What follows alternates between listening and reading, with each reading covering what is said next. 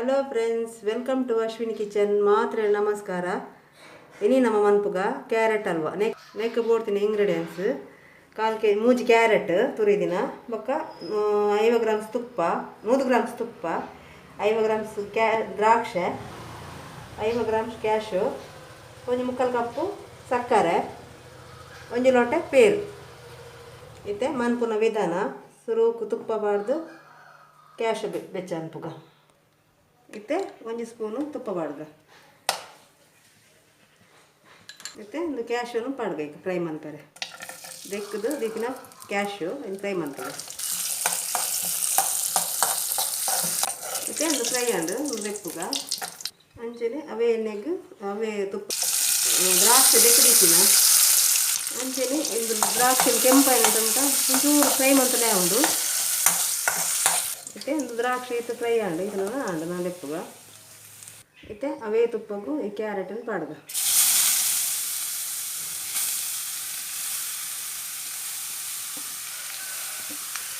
ಇತ್ತೆ ಸರಿ ಫ್ರೈ ಮಾಡ್ತದೆ.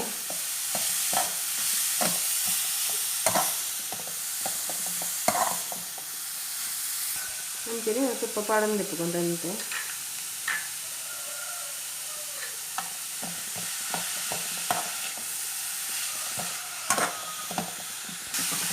ಹೊರಗಿನ ತುಪ್ಪ ಎಲ್ಲ ಪೂರ ಪಾಡಬೇಕು. ಇತ್ತೆ ಪೇರು ಪಾಡ್ಗ. ನಮ್ಮ 1 ಲೋಟದ ಪೇರು ಇತ್ತೆ ಸರಿ ಮಿಕ್ಸ್ ಮಾಡ್ಕೊಂಡ. ಇತ್ತೆ ಒಂದು 5 ನಿಮಿಷ ಮುಚ್ಚಳ ಮುಚ್ಚಿಗ. ಇತ್ತೆ ಮುಚ್ಚಳದಿಕ್ಕಗ